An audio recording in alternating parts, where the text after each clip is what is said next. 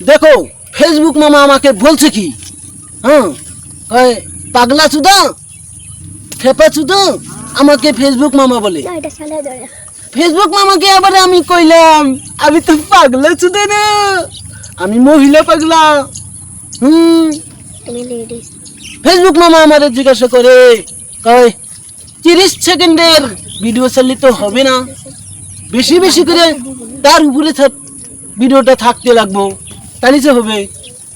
আমি আবার ফেসবুক মামারে কইলাম যে আমার দর্শকে আমি যদি এখন কথা বলি আমার কথাটা দর্শকের ভালো লাগে না, দর্শকের মিডা লাগে না আমার কথাটা, আমার কথা বললি না দর্শকে খালি তিতা তিতা লাগে বলে আমি দর্শকে আমাকে না পায়।